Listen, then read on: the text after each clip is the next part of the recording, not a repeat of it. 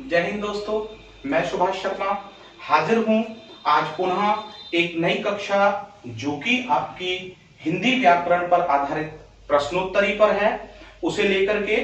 और जैसा कि आप जानते हैं कि इसमें जो आज भाग है वो 7 आपके सामने है। तो चलिए हम इसके पहले प्रश्न पर बिना समय गवाए चलते हैं। तो देखिए यहां पर जो पहला प्रश्न आप अपनी स्क्रीन पर देख रहे हैं वो एक मुहावरे के रूप में दिया गया है और वो कहता है कि 9 2 11 होना मुहावरे का क्या अर्थ होता है। तो जितने भी विकल्प दिए हैं उनमें से उसने कहा है कि 9 2 11 होना मुहावरे का क्या अर्थ है। तो देखिए उन्होंने जो पहला यहां पर ऑप्शन लिखा है वो लिखा है सरपट भागना, ठीक है।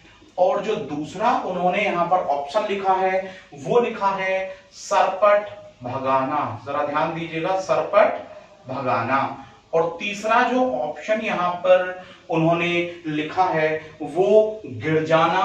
और लास्ट में है गिर जाना के बाद यहां पर जो दिया है वो है जगाना। अब जब हमारे पास ये चारों ऑप्शन हैं तो अब हम इनका अर्थ देखें। उसने पूछा कि निम्नलिखित विकल्पों में से कौन सा सही है।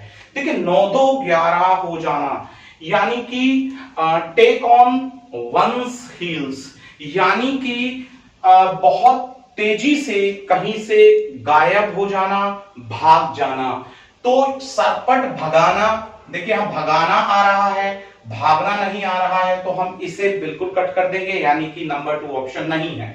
सरपट भाग जाना बिल्कुल सही ऑप्शन होगा। क्यों होगा? क्योंकि 9 2 11 हो जाना यानी कि किसी एक ऐसी परिस्थिति को देखना कि जहां से कोई भी व्यक्ति बहुत तेजी से गायब होना, बहुत तेजी से भाग जाना चाहता है, तो उसे ही कहते हैं 9 2 11 हो जाना। मैं आपको इसे एक उदाहरण से समझाता हूं। जैसे मैं कहता हूं कि पुलिस को देखकर चोर 9 2 11 हो गया, तो यहां पर इससे तात्पर्य यह है कि जैसे ही पुलिस को चोर ने देखा तो उसके अंदर एक भय आ गया कि ये मुझे पकड़ सकती है, तो वो वहां से जितनी तेजी से गायब हो सकता था, धड़ भाग सकता था, वो भाग गया। अब तीसरा ऑप्शन है गिर जाना, जो नहीं हो सकता, और एक है जगाना, ये भी इसका अर्थ नहीं होगा। तो आपको पता लग गया होगा कि पहले वाले प्रश्न का जो उत्तर है वो पहला ही विकल्प है। अब यहां पर दूसरा, तो देखिए यहां पर जो दूसरा प्रश्न दिया है वो भी आपका इसी मुहावरे पर आधारित है, लेकिन यहां पर मुहावरा परिवर्तित है। उसने कहा होनहार बीरवान के होत चीकने पात, लोकोक्ति का अर्थ बताना है। मैं फिर से बता रहा हूं, होनहार बीरवान के होत चीकने पात। देखिए इंग्लिश में इसे बोलते हैं कि अ गुड और bad person always known in its Gradle. तो यानी कि जो पूत के पांव होते हैं वो पालने में दिखाई दे जाते हैं। तो उसने कहा यहां पर होनहार बीरवान के होत चीकने पात, लोकोक्ति का अर्थ बताना है। तो देखिए उसने पहले ऑप्शन में लिखा है कि होनहार जो बालक होते हैं ना वो बहुत सुंदर होते हैं। तो देखिए होनहार बालक बहुत सुंदर होता है, ये बिल्कुल गलत है। होनहार बालक बहुत सुंदर होता है। तो आप समझ सकते हैं कि सुंदरता और होनहार स्कॉलर का होना ये दोनों बिल्कुल अलग अलग बातें हैं, ठीक है ना। तो जो सुंदर है वही होनहार होगा, ये बिल्कुल गलत है। तो हम पहले ऑप्शन को यहां से हटा देते हैं। दूसरा, सुंदर बालक होनहार होता है, बात तो वही निकल करके आ गई, जो ऊपर लिखा है वही उसने दूसरे में थोड़ा परिवर्तन कर दिया है। और उसने कहा कि जो सुंदर बालक होता है, सुंदर बालक कैसा होता है? होनहार होता है। तो ये भी आपका बिल्कुल ही गलत है, क्योंकि ये दोनों ही जो ऑप्शन है these are the chips of same ground, एक ही थैली के चट्टे बट्टे हैं, बस थोड़ा सा इसमें परिवर्तन यहां पर इन्होंने कर दिया है। तीसरा देखिए यहां पर होनहार बालक के गुण बचपन से ही दिखाई देने लगते हैं। देखिए तीसरे में उसने बोला कि जो होनहार बालक होता है, होनहार बालक के गुण, यहां अब गुण की बात नहीं है, होनहार बालक के गुण और कब से दिखाई देने लग जाते हैं? बचपन से ही दिखाई देने लग जाते हैं, बचपन से ही दिखाई देने लग जाते हैं। तो यहां पर ये अभी ऑप्शन जो है वो बिल्कुल सही है। तो मैं अभी यहां तीसरे को ले लेता हूं कि होनहार बालक के गुण बचपन से ही दिखाई दे जाते हैं। लेकिन अभी हम चौथे विकल्प को भी देखेंगे कि कहीं दो विकल्प तो एक से नहीं है या इनसे भी अच्छा विकल्प वो है। तो देखिए यहां उसने दिया नंबर 4, होनहार बालक सुंदर नहीं होता। उसने बोला कि होनहार बालक सुंदर नहीं होता, ये भी गलत है। होनहार बालक सुंदर हो सकता है, ठीक है ना।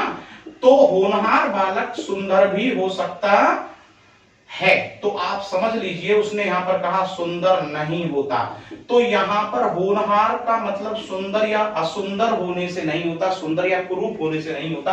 तो इन चारों विकल्पों की अगर हम यहां पर बात करते हैं तो इन चारों में जो इसमें उत्तर वाला विकल्प होगा वो कौन सा होगा? तीसरा होगा कि जो होनहार बालक होता है उसको बचपन से ही हम जब ऑब्जर्व करते हैं तो जो उसके गुण होते हैं वो हमें दिखाई देने शुरू लग जाते हैं कि हाँ इसके अंदर ये गुण है। चलिए अब आगे बढ़ते हैं। रत्नाकर का संधि विच्छेद। देखिए यहां पर तीसरा जो प्रश्न है उसने कहा है रत्नाकर का संधि विच्छेद। अब देखिए पहले तो मैं आपको बता दूं कि जो रत्नाकर है इसको अगर मैं देखूं तो इसमें आ की मात्रा हमें प्राप्त हो रही है, ठीक है।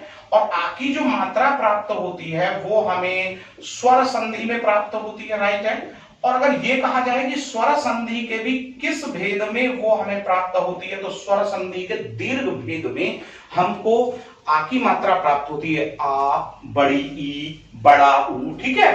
अब जब हम रत्नाकर को यहां पर तोड़ेंगे, इसका संधि विच्छेद करेंगे तो हमें मिलेगा रत्न धन आकर। और जब हम इसे देखेंगे तो रत्न में हमको न में ए दिखाई दे जाता है और इधर भी हमें आ, और ए और आ का जब मेल हम कराते हैं तो हमें मात्रा जो प्राप्त होती है वो किसकी प्राप्त होती है? आ की। तो आप समझ गए होंगे कि रत्नाकर का जो सही संधि विच्छेद है वो जो आपका पहला वाला विकल्प दिया है रत्न धन आकर, तो वो यहां पर बिल्कुल सही है, ठीक है।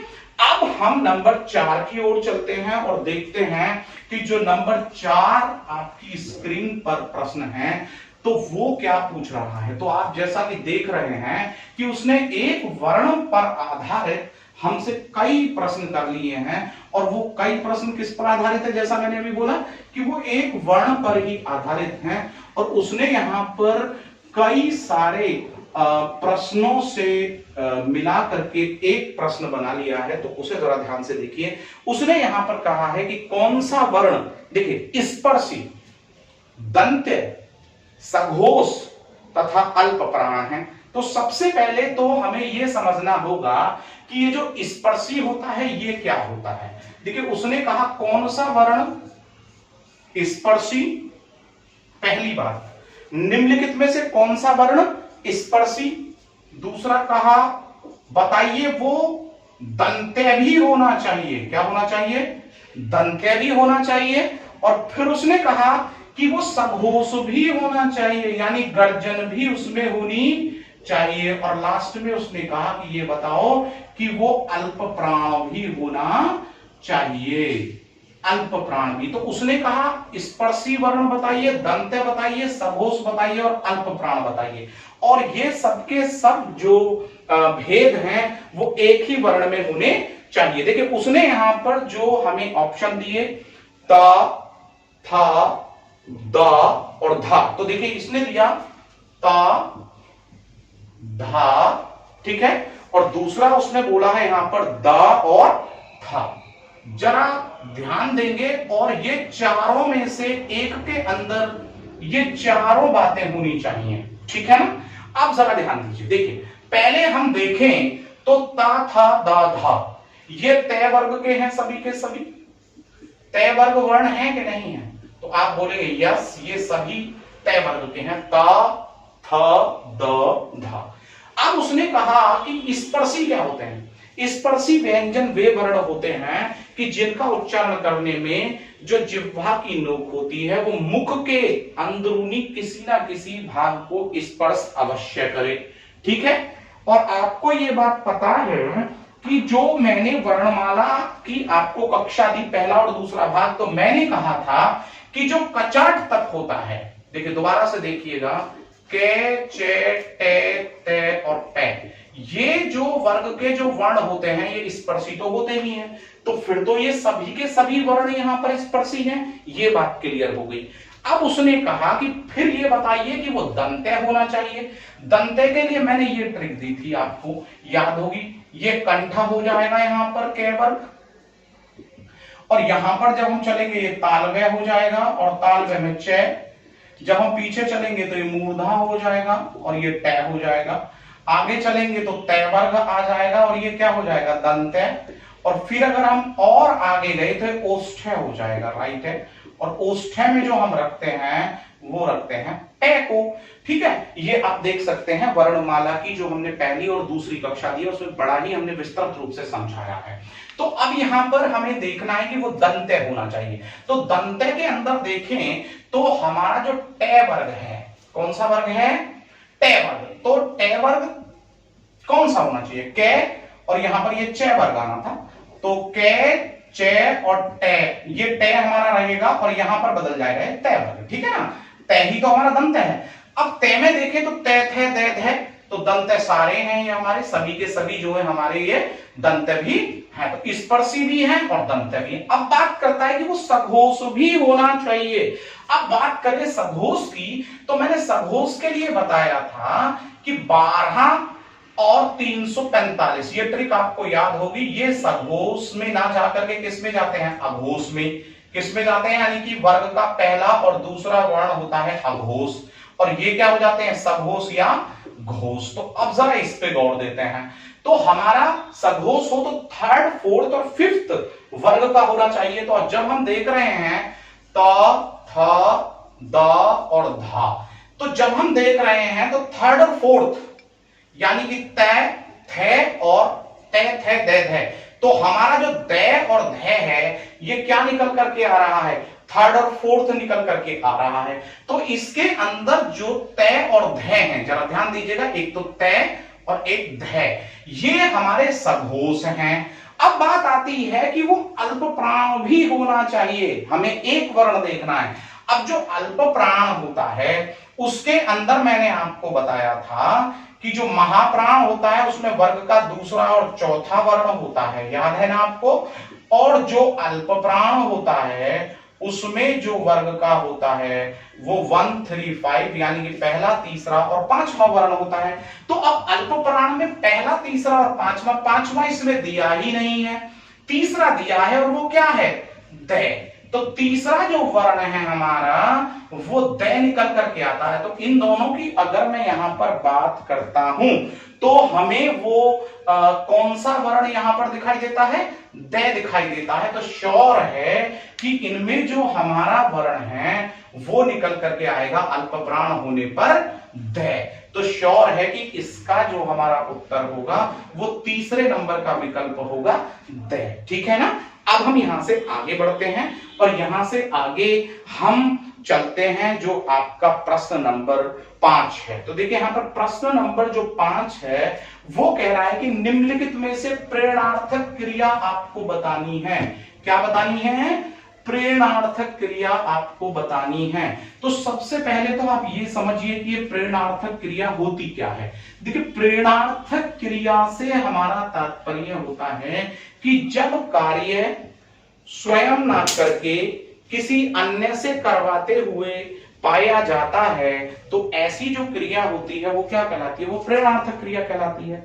अब यहां पर देखो कि प्रेरणार्थक क्रिया कौन सी है। तो उसने कहा यहां पर समझना, बुलवाना, बैठना और सुनना।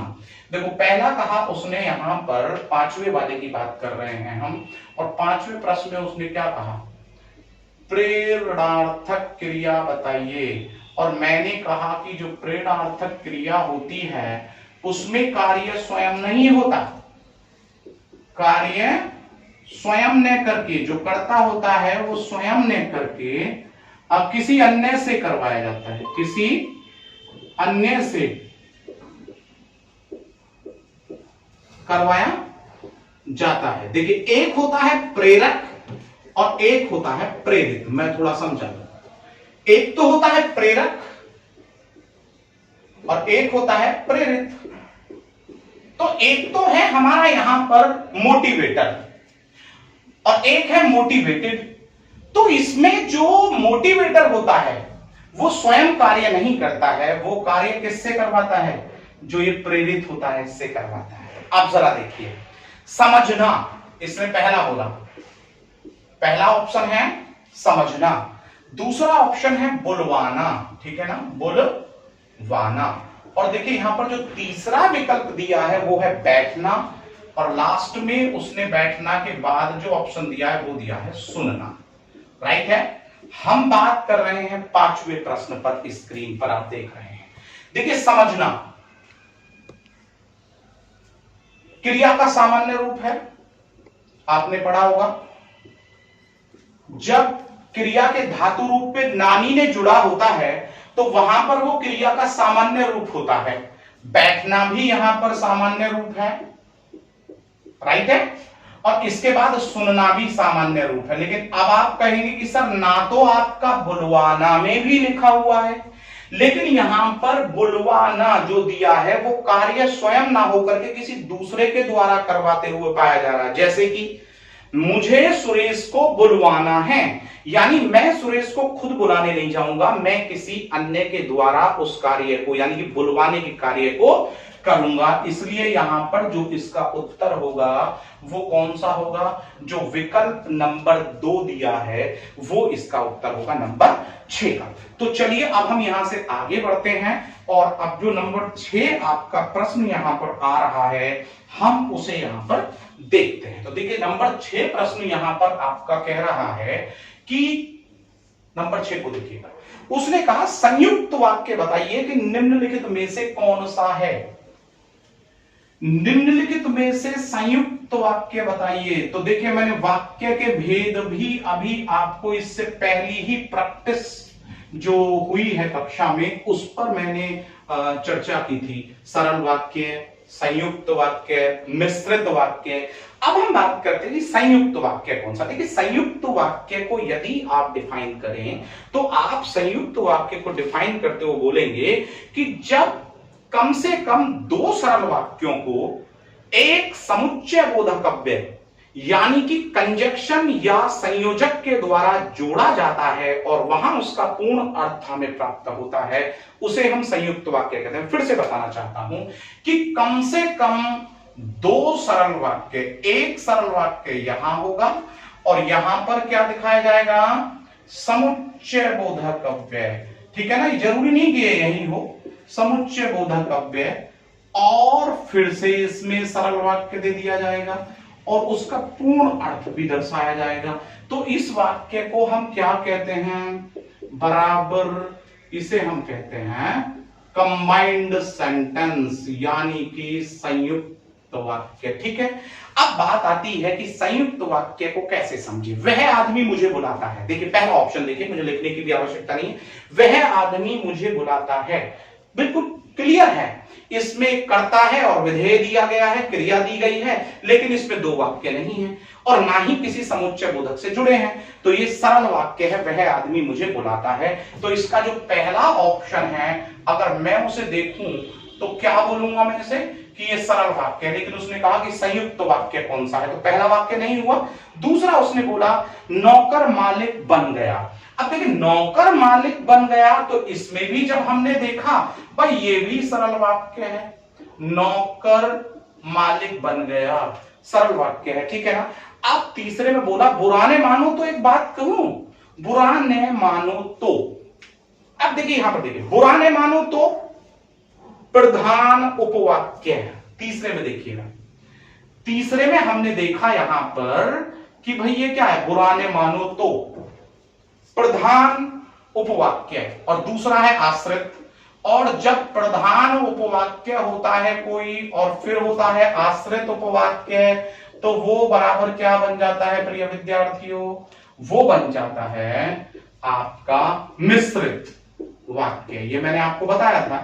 तो वो मिश्रित वाक्य बन जाता है। तो ये यहां पर मिश्रित वाक्य है तो ये भी गलत है। अर्थात ये यहां पर जो दिखा रहा है ये बता रहा है कि हम कॉम्प्लेक्स सेंटेंस हैं, तो श्योर है कि इसे भी हम यहां नहीं मानेंगे। अब नंबर 4, उन्हें नींद आती थी ना भूख प्यास लगती थी। उन्हें नींद आती थी तो हम इसे ऐसे बोल सकते हैं, ने तो इंग्लिश में देखिए not only, not only but also. Hindi में कहेंगे उन्हें ना तो नींद आती थी, नाइदर नॉर देखा है आपने, नॉट ओनली बट आल्सो के अलग चल रहे हैं हम, नाइदर नॉर। तो इंग्लिश में जब हम नाइदर नॉर का प्रयोग करते हैं, नाइदर नॉर, तो आप समझते होंगे ना तो और क्या बोलते हैं, ना ही। इसी को ही इसने यहां पर लिखा है कि ना तो उन्हें नींद आती थी, ना ही उन्हें भूख लगती थी। तो ये क्या है, ये कंजक्शन है भाई, ये कंजक्शन है। और यहां पर दो वाक्य जोड़े गए हैं। पहला, उन्हें नींद नहीं आती थी, एक वाक्य। दूसरा बोले उन्हें भूख प्यास नहीं लगती थी, दो वाक्य। तो दो सरल वाक्य उन्होंने जोड़े, ना तो उन्हें नींद आती थी और ना ही उन्हें भूख प्यास लगती थी। तो श्योर है कि यहां पर ये क्या हो गया, संयुक्त वाक्य हो गया है, यानी कि कंबाइंड सेंटेंस हो गया है। तो श्योर है कि इसका जो ऑप्शन बी है वो नंबर 4 ही होगा आपका। तो आप समझ गए होंगे कि जो नंबर 4 इसमें विकल्प है वो आपका बिल्कुल सही है। और कैसे है वो भी आप समझ गए होंगे। तो चलिए हम नंबर 7 वाक्य की तरफ पढ़ते हैं और देखते हैं कि नंबर 7 वाक्य आपकी स्क्रीन पर क्या कह रहा है। तो देखिए नंबर 7 को हम देख रहे हैं। तो नंबर 7 बहुत ही अच्छा प्रश्न है लेकिन आसान भी है। मध्यम पुरुष का उदाहरण, जरा ध्यान दीजिएगा, मध्यम पुरुष का उदाहरण पूछा है हमसे। तो पहले तो ये समझें कि अगर हम हिंदी की बात कर रहे हैं तो हिंदी में जब हम बात करें और नंबर 7 की हम बात कर रहे हैं तो पुरुष की बात कर रहा है, ठीक है ना। तो आपने सर्वनाम में जो पुरुषवाचक सर्वनाम होता है तो उसमें 3 पुरुष पड़े होंगे। एक तो होता है प्रथम, मध्यम और अन्य। प्रथम को हम उत्तम भी बोलते हैं ना, ठीक है। और एक मध्यम हो गया और एक क्या हो गया, अन्य पुरुष, ठीक है। ये 3 ही तो पुरुष बताए जाते हैं ना। और इन तीनों पुरुष की अगर हम बात करें यहां पर तो देखिए इसमें तो बताया जाता है मैं तथा हमसे जुड़े सभी शब्द। दोबारा से ध्यान दीजिएगा, मैं तथा हमसे जुड़े सभी शब्द। मैं हो सकता है तो मुझे भी हो सकता है, मेरे को भी हो सकता है, ठीक है ना। अब यहां पर वो कह रहा है मैं तथा हमसे जुड़े सभी शब्द। अब मध्यम में तू, तुम तथा आप। दोबारा से ध्यान दीजिएगा, तू, तुम तथा आपसे जुड़े हुए सभी शब्द। फिर से ध्यान दीजिएगा, तू, तुम तथा आपसे जुड़े हुए सभी शब्द। इसके अलावा जितने भी सार्वनामिक शब्द हैं, यह, वह, ये तथा वे आदि, इन सब से जुड़े जितने भी शब्द होते हैं वो सब किस में जाते हैं, अन्य पुरुष में जाते हैं। तो पहली बात तो आप इसे समझ गए होंगे। और देखिए मैं ये चाहता हूं कि आप इन सबके जो ऑप्शंस हैं उन्हें तुरंत लाइव क्लास में कमेंट के रूप में मुझे देते रहें, भेजते रहें, ताकि मैं देखता रहूं कि आप कितने ध्यानपूर्वक इस कक्षा को वॉच कर रहे हैं, ठीक है। अब देखिए यहां पर उसने कहा, अब प्रश्न इसी पर ही आधारित है, मध्य पुरुष का। एक दिया मैं, तुम, वह, वे। ऑप्शन देखिए, मैं, तुम, वह और लास्ट क्या बोला, वे। अब जरा देखिए वह, वे क्या है, अन्य पुरुष है, राइट है। मैं क्या है, प्रथम या उत्तम पुरुष है, राइट है भाई। और देखिए यहां पर क्या बोला उसने, फिर वह है। तो वह क्या है हमारा यहां पर, ये तुम जो दिया इसने, तो तुम क्या है आपका, मध्यम पुरुष है कि नहीं है, जल्दी बताइए, मध्यम पुरुष है कि नहीं है। और उसने यही तो पूछा है कि ये बताइए कि मध्यम पुरुष का उदाहरण क्या है, कौन सा है मध्यम पुरुष। तो श्योर है कि वो है आपका तुम, यानी कि विकल्प नंबर 2, ठीक है। चलिए अब हम यहां से प्रश्न नंबर 8 की ओर चलते हैं। बहुत आसान सा प्रश्न है, स्त्रीलिंग शब्द बताना है, स्त्रीवाचक शब्द बताना है, स्त्रीलिंग शब्द बताना है, यानी कि फेमिनिन बताना है, ठीक है ना, ठीक है ना। अब इस वर्ड पर वो चर्चा कर रहा है कि बताइए कि जो 4 विकल्प दिए हैं इनमें से कौन सा विकल्प है। तो जो भी लोग इसको ऑनलाइन वॉच कर रहे हैं, इस कक्षा में बैठे हुए हैं, तो बहुत जल्दी से इसके कमेंट दीजिए। देखिए पहला दिया शोभा, शस्त्र और पालन और नृत्य। शोभा, शस्त्र, पालन, नृत्य। मैं लिखता हूं, देखिए शोभा, शस्त्र, पालन और नृत्य, राइट है। अब यहां पर बड़े आसानी से देखिए आप, तो शस्त्र उठाया जाता है या उठाई जाती है? उठाया जाता है, श्योर है, ये पुल्लिंग है। पालन भी किया जाता है, पुल्लिंग है। नृत्य भी किया जाता है, पुल्लिंग है। तो अगर हम इन तीनों की बात यहां पर कर रहे हैं तो ये क्या है? पुल्लिंग है कि नहीं है, राइट। लेकिन शोभा, शोभा तो दर्शाई जाती है, और अगर मैं शोभा को व्यक्तिवाचक संज्ञा भी मान लूं तो शोभा कहीं जाती है या जाता है? तो जाती है। तो ये श्योर है कि इसमें जो स्त्रीलिंग शब्द है वो कौन सा होगा आपका? वो शोभा होगा, और विकल्प नंबर 1 जो है वो आपका यहां पर सही हो जाएगा। चलिए हम नंबर 9 यानी कि जो 9वां प्रश्न है उस पर हम चर्चा करते हैं। जल्दी से आप इसे देखिए, झटपट मुझे इसका उत्तर आप भेजिए। देखिए नंबर 9, अब देखिए नंबर 9 यहां पर जो आप देख पा रहे हैं अपनी स्क्रीन पर, तो वो आपसे कह रहा है कि आपको बताना है यहां पर नंबर 9 के रूप में कि जो 6 क्षत्रिय होता है ना, शाह, तो जो 6 क्षत्रिय होता है वो किसके योग से बनता है। तो अब जब हम नंबर 9 की यहां पर बात करें और उसने कहा कि 6, आप जानते हैं कि 6 जो होता है वो एक संयुक्त वर्ण होता है कि नहीं होता है? पढ़ाया था वर्णमाला के पहले और दूसरे भाग में। अगर वो कक्षा आपने नहीं देखी है तो आप उसे जरूर देखिए, क्योंकि इससे रिलेटेड प्रश्न जरूर हमें एग्जाम में मिलते हैं आगे चल के। देखिए उसने कहा 6, तो आपको पता है उसने तो यहाँ 6 पूछा है, तो 6 जो बनता है वो संयुक्त वर्ण है, और वो कै, धन, पिड़चुरा, से मिलकर के बनता है। आपको पता है 6 के बाद एक त्रय भी होता है जो आपका तय और रे से मिलकर के बनता है, और आप जानते हैं जय ज्ञानी भी होता है जो कि आपका जय प्लस अय्या से मिलकर के बनता है, ठीक है ना। और एक होता है आपका श्रेय श्रवण, ठीक है ना, वो किससे मिलकर के बनता है? से धन रे से मिलकर के बनता है। तो यहां पर पूछना उसने कि 6 क्षत्रिय किससे बनता है, तो कै और शय से मिलकर के वो बनता है। तो आप बताइए मुझे ऑप्शन कौन सा हुआ इसका? पहला ऑप्शन हुआ, पहला विकल्प हुआ नंबर 9 का। तो आप जब देखेंगे तो इसमें जो पहला विकल्प दिया है वही आपका सही है। नंबर 10, जिस समास के उत्तर पद में अर्थ की प्रधानता होती है। देखिए कितना आसान सा है। आपने वो शायद मेरी 2 मिनट की वीडियो जो मैंने YouTube चैनल पर अपलोड की, वो मैंने कक्षा के रूप में आपको नहीं दी थी, ऑनलाइन क्लास नहीं थी। तो आप अगर उसे देखेंगे ना, केवल 2 मिनट की वीडियो है, तो आपको पता चलेगा कि कितनी आसानी से पलक झपकते से कर देंगे सोल्व। जिस समास में उत्तर पद की प्रधानता, यानी कि समास होना चाहिए। क्या होना चाहिए? समास है, और उसमें प्रधान क्या है? उत्तर पद। कौन सा पद? उत्तर पद प्रधान है। तो बताइए वो कौन सा समास है?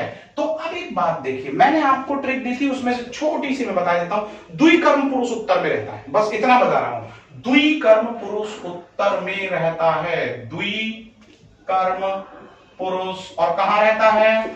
उत्तर में रहता है। बस इसी ट्रिक को देख लेता हूं। तो द्वि का मतलब मैंने क्या बताया था? द्विंगु कर्म, कर्मधारी है, उसी ट्रिक को आप देखिएगा जरूर। और पुरुष का मतलब तत्पुरुष, यानी कि इन 3 समास के भेदों में क्या होता है? इन 3 समास के भेदों में उत्तर पद प्रधान होता है। अब हम चलते हैं आपके विकल्प की ओर। उसने यहां पर बोला तत्पुरुष, बहुव्रीहि, अव्ययी भाव, द्वंद्व। देखिए तत्पुरुष है, इसमें ना तो बहुव्रीहि है, ना अव्ययी भाव है, और ना द्वंद्व है। तो हमारा जो दूसरा, तीसरा और चौथा विकल्प है वो 100% गलत है, और जो पहला विकल्प है इसमें वो बिल्कुल सही है कि जो तत्पुरुष समास है उसमें उत्तर पद की प्रधानता होती है। तो आप समझ गए होंगे नंबर 10 को भी बड़ी आसानी से। अब हम नंबर 11वें पर चलते हैं। पिछली कक्षा में भी नंबर 11 जो ये प्रश्न है इसी से आधारित एक प्रश्न था और वो कह रहा है कि वाच्य के कितने प्रकार होते हैं। क्या पूछा? वाच्य के प्रकार पूछ रहा है, वाच्य के भेद पूछ रहा है कि कितने होते हैं। आपको पता है कि वाच्य के हमने 3 भेद बताए थे। एक तो कर्तृवाच्य जिसे कर्तावाच्य भी बोल देते हैं, नंबर 2 कर्मवाच्य, ठीक है, और नंबर 3 पर बताया था हमने आपको भाववाच्य, ठीक है। और अब प्रश्न के आप ऑप्शंस पर जाइए, विकल्प पर, बहुत जल्दी से इसका उत्तर आप लिख करके भेजिए। इन्होंने कहा 3, 4, 1 या कोई भी नहीं। 3, 4 या 1 भी नहीं, तो कितना हो गए हमारे इसके भेद? 3 भेद इसके हो जाते हैं। और इसमें जो 3 भेद दिए हैं वो विकल्प नंबर जो पहला है, तो पहला विकल्प इसमें कैसा है, वो आपका बिल्कुल सही है कि इसके 3 भेद होते हैं। तो मैंने बता दिया कि वो कौन कौन से होते हैं। चलिए 12वां प्रश्न आप पढ़ लीजिए स्क्रीन पर क्या कह रहा है। देखिए यहां पर जो 12वां प्रश्न है वो कह रहा है अशुद्ध वाक्य पहचानिए। देखिए ये प्रश्न आपको मिलते हैं अब एग्जाम में, अशुद्ध वाक्य, ठीक है ना। अब अशुद्ध वाक्य में जानते हैं आप क्या होता है? अशुद्ध वाक्य संज्ञा पर आधारित भी अशुद्ध हो सकता है, सर्वनाम पर भी, क्रिया पर भी, विशेषण पर भी, क्रिया विशेषण पर भी, वो कैसे भी आपका अशुद्धि देगा। और आपको बताना, सीता घर चली। देखिए पहला बोला सीता घर चली। अब ये बताइए आपकी सीता घर चली बिल्कुल सही वाक्य है, ठीक है भाई, सीता घर चली बिल्कुल सही है, कोई गलती नहीं, यहां पर संज्ञा भी सही है और चली यानी कि जो क्रिया है वो भी सही है। तो पहला जो विकल्प है वो बिल्कुल सही है। अब हम यहां से आगे की बात करते हैं और बात करते हैं कि जो हमारा दूसरा यहां पर विकल्प दिया गया है वो यहां पर क्या कहता है। देखिए दूसरा विकल्प कहता है कि राम पहाड़ पर चढ़ा। दूसरा विकल्प कह रहा है राम पहाड़ पर चढ़ा। तो देखिए राम बिल्कुल सही है, पहाड़ सही है, और पर जो अधिकरण का चिन्ह यहां पर दिया है वो सही है, और चढ़ा जो क्रिया दी है वो भी बिल्कुल सही है।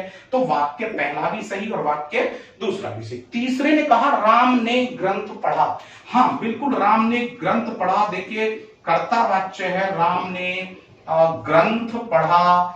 अब देखिए यहां पर अगर हम देखें तो राम ने ग्रंथ पढ़ा, जब हम देख रहे हैं राम ने सही है, ग्रंथ पढ़ा बिल्कुल सही है, तो यहां पर भी कोई गलती नहीं हमें दिखाई दी है। लेकिन अब जो हमें यहां गलती दिखाई देगी वो श्योर नंबर 4 में दिखाई देगी। उसने कहा हमने सामने बैठे। जरा ध्यान दीजिए, हम ने सामने बैठे। चलिए हम किसी के भी सामने बैठे तो हम यही तो बोलेंगे कि हम सामने बैठे या हम एक दूसरे के सामने बैठे। तो श्योर है कि इसमें जो ने दिया गया है, ठीक है ना, कर्ता ने, तो सर्वनाम के बाद जो यहां हमने दिया है वो 100% गलत है। यहां बोलना था हम सामने बैठे। तो जो विकल्प नंबर 4 है यानी कि जो घ विकल्प है और नंबर 4 विकल्प है वो इसमें बिल्कुल आपका सही है। चलिए अब हम 12वें प्रश्न से आगे 13वें प्रश्न पर भी बिना समय गवाए चर्चा करते हैं। जल्दी से इसे पढ़िए, ठीक है, और जल्दी से मुझे इसका उत्तर आप लिख करके भेजिए कि ये क्या इसका उत्तर होगा। तो हम यहां पर बात कर रहे हैं नंबर 13वें प्रश्न की। तो 13वां प्रश्न आपके स्क्रीन पर दिखाई दे रहा है और वो आपसे यहां पर जो पूछ रहा है वो पूछ रहा है अद्भुत रस का स्थायी भाव। देखिए रस की बात आ रही है 13वें प्रश्न में, और 13वें प्रश्न में जब बात रस की आ रही है तो वो जानते हैं क्या कह रहा है, अद्भुत रस। पहले आपको पता है कि व्याकरण विदों के अनुसार, मैंने पिछले बार भी कहा था कि जो सर्वविदित जो रस यहां पर माने गए हैं वो माने गए हैं 9। तो वो कह रहा है अद्भुत रस, और इसका वो क्या पूछ रहा है, स्थायी भाव पूछ रहा है, मन के अंदर लंबे समय तक रहने वाला भाव। तो देखिए अद्भुत रस जो होता है, अद्भुत का मतलब ही आश्चर्य है, तो जो विस्मय होता है इस आश्चर्य रस का जो यहां पर वो होगा वो क्या हो जाएगा, विस्मय। वो भी मैं क्यों बोल रहा हूं, आश्चर्य होना चाहिए लेकिन आश्चर्य नहीं दिया। तो उसने यहां पर ये 4 ऑप्शंस दिए हैं, क्रोध, उत्साह, विस्मय, भय।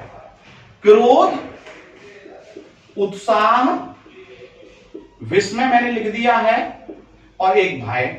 भय तो भयानक रस का होता है, मैंने पिछली कक्षा में भी बताया था, उत्साह वीर रस में होता है, ये भी मैंने पहले बताया था, राइट है। और इसके साथ साथ क्रोध जो होता है वो क्रोध किसमें होता है, रौद्र रस का होता है। तो रस में हमने दिया तो रौद्र रस का तो क्रोध है, वीर रस का उत्साह है, और भयानक रस का भय। तो अद्भुत रस का क्या बना यहां पर, विस्मय बना। तो जो आपका विकल्प नंबर 3 है वो बिल्कुल सही है। तो इस प्रकार से आप अपने 13वें प्रश्न का भी उत्तर जो है इस कक्षा में प्राप्त कर चुके हैं। चलिए 14वें प्रश्न की ओर बढ़ते हैं और देखते हैं कि जो 14वां प्रश्न है वो यहां पर क्या कह रहा है। 14वां प्रश्न, कर्मवाच्य का उदाहरण। अभी तो हमने इस पर चर्चा की थोड़ी देर पहले। उसने कहा कर्मवाच्य का उदाहरण, किसका, कर्मवाच्य। पहले तो आप ये समझें कर्मवाच्य, देखिए जो अभी पिछली कक्षा थी उस पर हमने इस प्रकार के प्रश्न उठाए थे, तो उसमें उसने बोला है अब यहां पर कि कर्मवाच्य का उदाहरण। हमने 3 बताए, अभी भी इसमें भी बताया। कर्तृ यानी कर्तावाच्य होता है, कर्मवाच्य होता है, भाववाच्य होता है। देखिए कर्मवाच्य को इंग्लिश में बोले तो हम पैसिव वॉयस बोलते हैं, और पैसिव वॉयस में अगर हम इंग्लिश की बात करें तो बाय का इस्तेमाल होता है, by me, by you, by him, by proper या कॉमन नाउन, ठीक है। अब जब हम बात कर रहे हैं कर्मवाच्य का उदाहरण, तो कर्मवाच्य में पता है आपको क्या मिलता है, या तो मिलता है के द्वारा और या मिलता है से, ठीक है। लेकिन इसमें जो प्रधानता होती है वो कर्म की प्रधानता होती है। तो उसने पहला कहा राम पुस्तक पढ़ता है। अब देखिए राम पुस्तक पढ़ता है तो श्योर है कौन पुस्तक पढ़ता है, राम पुस्तक पढ़ता है। दोबारा से ध्यान दीजिएगा, राम पुस्तक पढ़ता है तो यहां पर करता है, तो ये क्या होना चाहिए, कर्तावाच्य या कर्तृवाच्य होना चाहिए, राइट है। समझ में आया कि ये क्यों है यहाँ पर कर्तावाच्य, आप समझ गए होंगे, क्योंकि पुस्तक कौन पढ़ रहा है, राम। इसलिए ये जो विकल्प है हमारा कैसा होगा, गलत, क्योंकि हम कर्मवाच्य पर चर्चा कर रहे हैं। फिर देखिए यहाँ पर दूसरा बोला कि भाई पत्र लिखा जाता है। देखिए यहाँ पर ये दूसरा ऑप्शन था, पहला ऑप्शन कह रहा है पत्र लिखा जाता है। दोबारा से देखिएगा, पत्र लिखा जाता है। तो मैं तो यहां पर ऐसे समझता हूं कि पत्र लिखा जाता है किसी के भी द्वारा, पत्र लिखा जाता है राम के द्वारा, मोहन के द्वारा, शकील के द्वारा।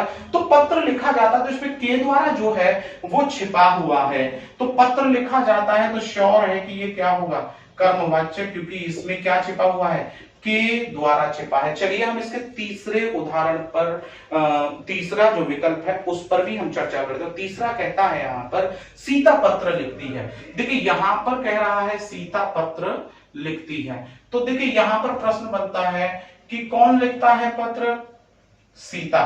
तो देखिए यहां पर शुरू में ही आ गया है सीता पत्र लिखती है, तो श्योर है कि जो सीता पत्र लिखती है तो इसके अकॉर्डिंग ये क्या होना चाहिए, ये भी तो कर्तावाच्य ही होगा ना। इसके बाद देखिए आगे क्या कह रहा है, मुझसे बैठा नहीं जाता।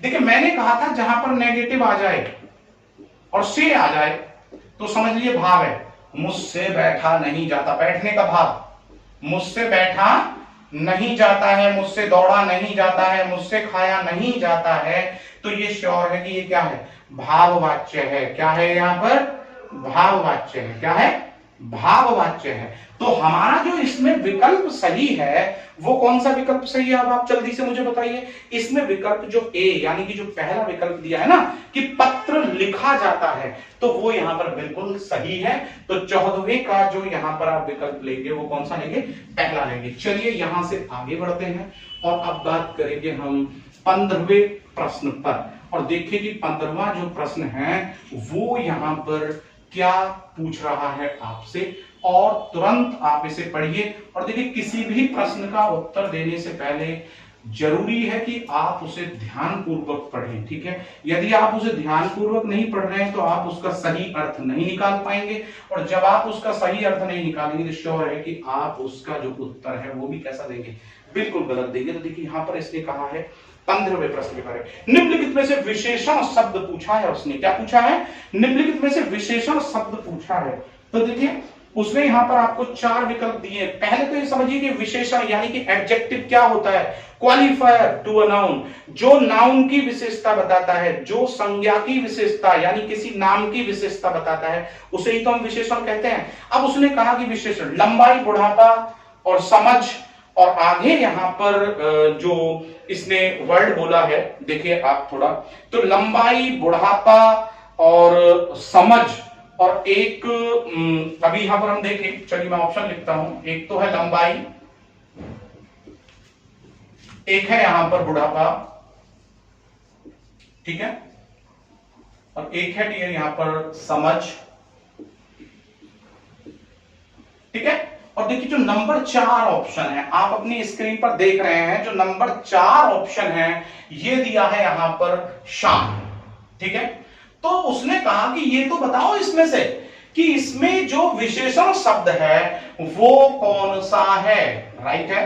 तो मैं आपको थोड़ा बताऊं, देखिए लंबाई, बुढ़ापा और समझ तीनों ही यहां पर भाववाचक संज्ञा है भाई। कौन सी है? भाववाचक संज्ञा। अब आप कहेंगे क्यों, मैं बता दूं। लंबाई, बुढ़ापा और समझ तीनों को भाग से समझा जा सकता है, लेकिन हम यहां पर बात कर रहे हैं शान की। किसकी बात कर रहे हैं? यहां पर शान की बात कर रहे हैं। अब देखिए यहां पर हम बात करें कि भाई शान दिखाई जाती है, तो शान भी यहां पर क्या है आपका, जो यहां पर ये शान आपको दिखाया जा रहा है ये भी तो भाई आपका भाव ही है, ठीक है ना। तो अगर हम इसके चारों विकल्प की बात करें तो इसमें से हमें कोई भी सही नहीं लग रहा है, अर्थात जो ये हमारा 1 2 3 4 यानी कि जो ये चारों विकल्प हैं, ये चारों ही विकल्प जो है हमारे कैसे हैं, गलत हैं। तो अब आप समझ गए होंगे कि इस प्रश्न में यानी कि जो ये आपका 15वां जो ये यहां पर है, उस 15वें प्रश्न में से कोई सा भी विशेषण शब्द नहीं है और ना ही इसमें से कोई भी विशेषण शब्द हो सकता है, क्योंकि विशेषण शब्द वो होता है कि जो किसकी विशेषता बताता है, संज्ञा की विशेषता बताता है। ना ही तो यहां पर लंबाई संज्ञा की विशेषता बताएगा, ऑलरेडी संज्ञा है, बुढ़ापा भी ऑलरेडी यहां संज्ञा है, और जो समझ है वो भी क्या है, ये सारी की सारी यहां पर संज्ञाएं हैं। शान दिखाई जाती है तो क्या है, शान भी अपने आप में एक भाववाचक संज्ञा है।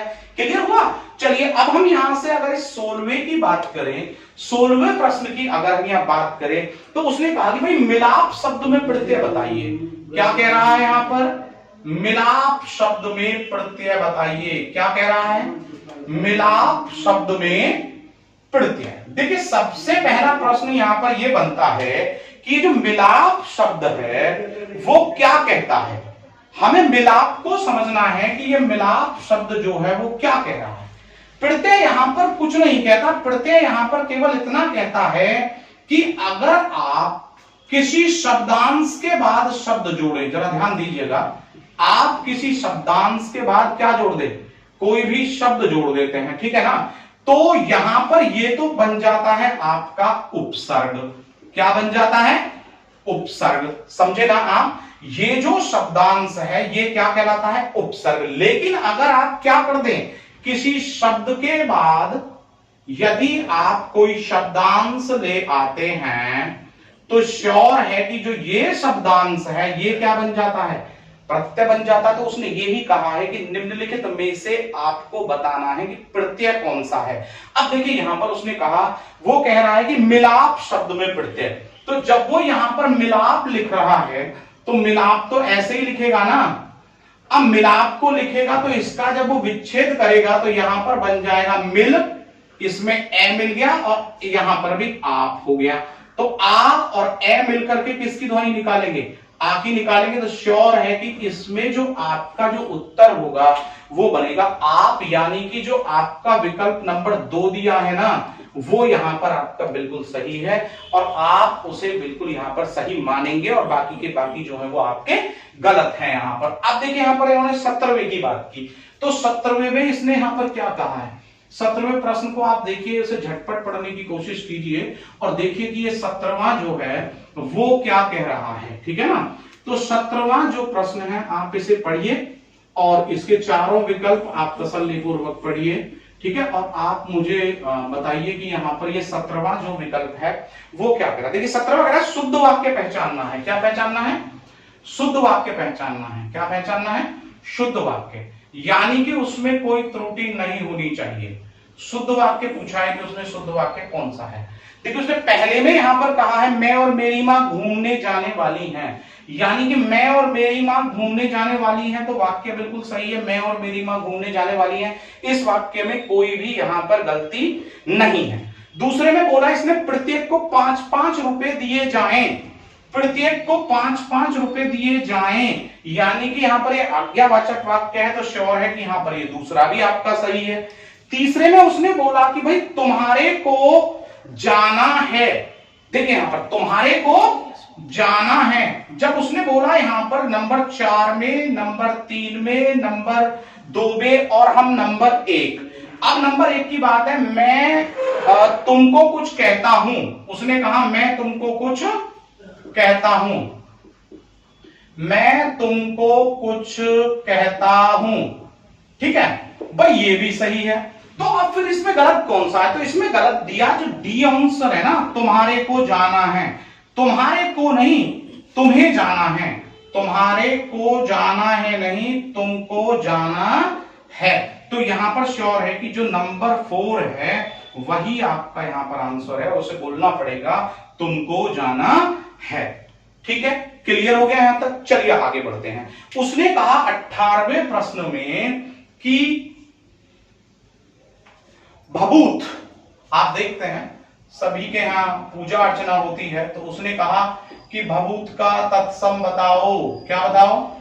भभूत का तत्सम शब्द बताओ। अब ये तत्सम होता क्या है? तत्सम होता है संस्कृत शब्द, ठीक है ना। अब उसने कहा इसका तत्सम शब्द बताओ, यानी कि संस्कृत शब्द बताओ। और किसका बताओ? भभूत का बताओ। तो देखिए आप पहले यहां पर थोड़ा सा समझिएगा कि जब उसने यहां पर कहा है कि हमें भभूत का तत्सम शब्द जो है वो आपको बताना है, तो भभूत का तत्सम शब्द देखिए उसने कई दिए हैं। एक तो दिया है विभूति, एक दिया है उसने भभूति, ठीक है ना, और यहां से आगे उसने दिया है भूति और भावभूति। एक दिया है भूति और एक दिया है भावभूति,